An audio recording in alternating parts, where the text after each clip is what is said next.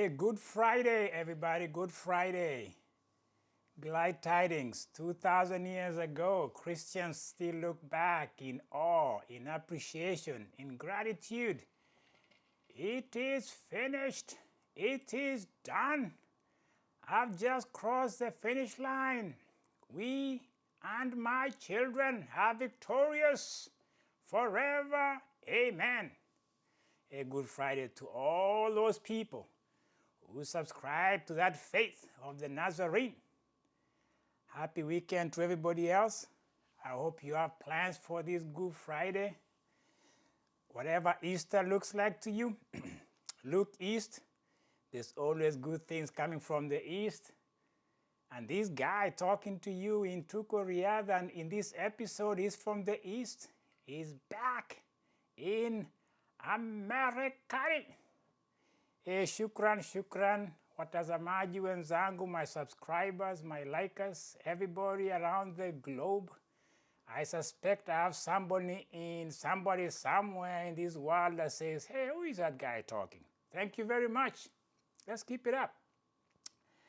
You know, there's some things you appreciate in life. One of the things you appreciate in life is when you get a comment in your YouTube channel that warms your heart and makes you say, I think there's a subject matter that you must have touched with somebody that really appreciated. So I'm going to give a shout out to an anonymous viewer who gave me a good paragraph of comment and appreciation and concurrence on a subject matter that I brought about that had to do with Jacob Engbriston, the Norwegian, and his life in family context and his father and his issues as a child. That was a brilliant comment. I appreciate things like that. Again, you can always do something at the bottom there. You can even say, hello, I like your work. You know, we all like compliments. I don't think I'm the only one who likes compliments. You like compliments. You like when people acknowledge what you do. And since I'm in this acknowledgement, I want to acknowledge all my 40 subscribers. To you, you make me do this. I appreciate you. Keep sharing, keep liking, keep commenting, because that's how we do it. It took 12. Some of us are Christians because of 12. Okay, so it's not about numbers per se, it's about connecting, how we connect, how we interact. Numbers are great. So is an individual. It takes one. It takes two. I was talking to a friend of mine today, and I think this resonates with me every day, is that when I meet somebody that I've never met before, maybe I've met before, but just the idea that we met, I think I should give them the highest expectations when I just encounter them, so that in case there's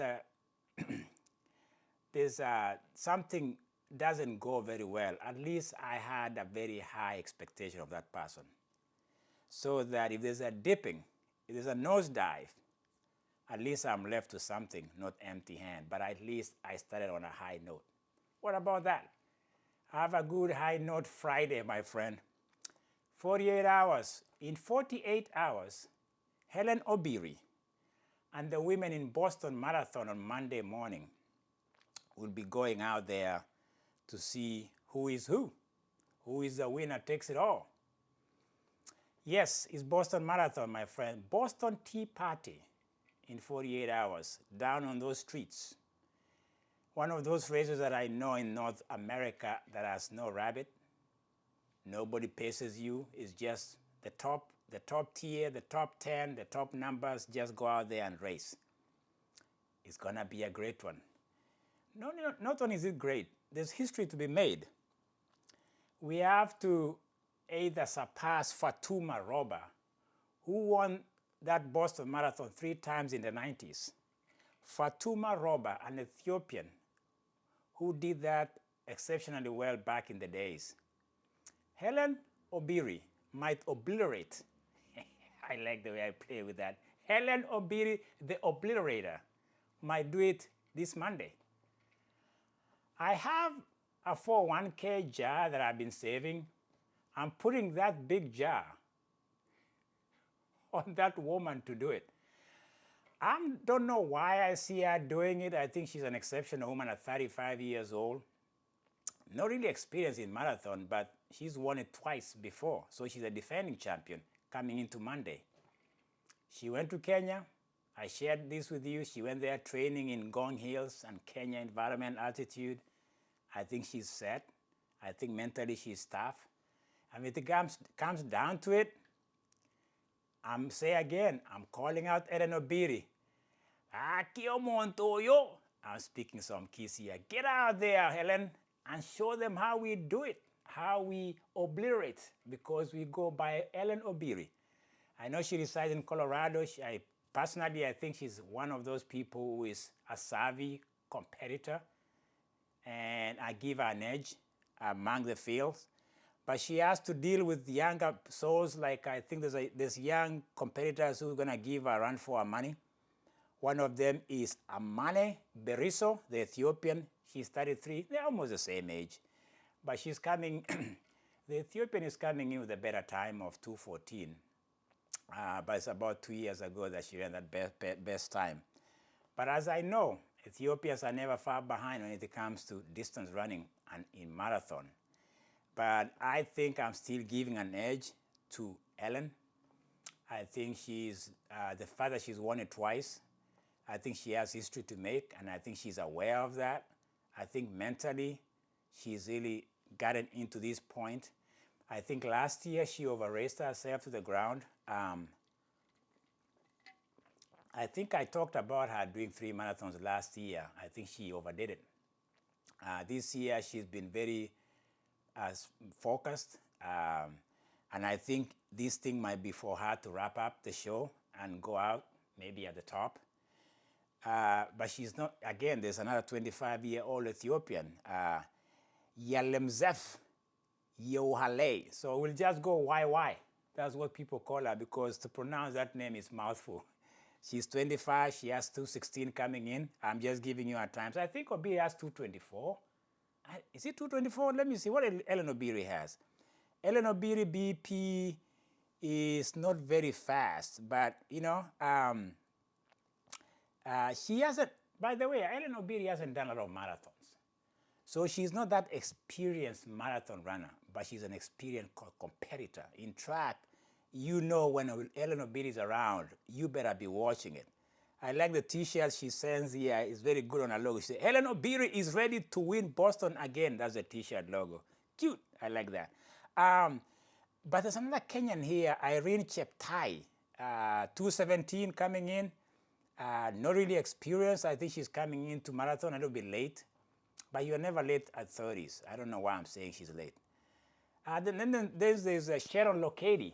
Sharon Lokedi has taken second place with, when she competes against Helen Obiri. I don't know whether she will turn the turbos on her on Monday. I'm not betting on that, but you never know in marathon. Marathon is marathon. You only can tell when you cross the finish line or when you cross maybe 20th mile. It's 26 miles. Is it 26.2? I forgot that 0.2. 0.2 is where things happen. Excuse me. Yeah, so we are in Boston on Monday, my friends. Do you think I'll wake up to watch that? Boston is 3 hours ahead on us. This guy is not that great in waking up in the morning, unless he's watching Chelsea. Listen, I love Riyadh, I love athletics, but sometimes that time difference gets me in bed a lot of time. Again, I was just giving you that heads up. On the men's side, let me just be fair here. On the men's side, I didn't see much. The defending champion, the New York, Boston 2021, Albert Correa apparently withdrew from Boston due to ankle injury. I can't even speak, blah, blah, blah, blah. I think there's an American, Emma Bates, who is on the lineup there. I'm mixing it up between men and women. There are people who are previewing an American to do some damage in men's category, named by the name of Connor Matz. Wow. I don't know. I think I can't tell you on the men's section. I think you can tell that I'm biased. I mean, Helen Obiri has been the lady I've been talking about most of the time. I think because of our work in the past as a competitor, as a woman, and as a Kenyan, yeah, I think for men, I think we overdo it. Men in marathon, we are good enough. But I think I'll promote in this episode of Tuko Riadha, I'm promoting Helen Obiri. Let's talk on Monday.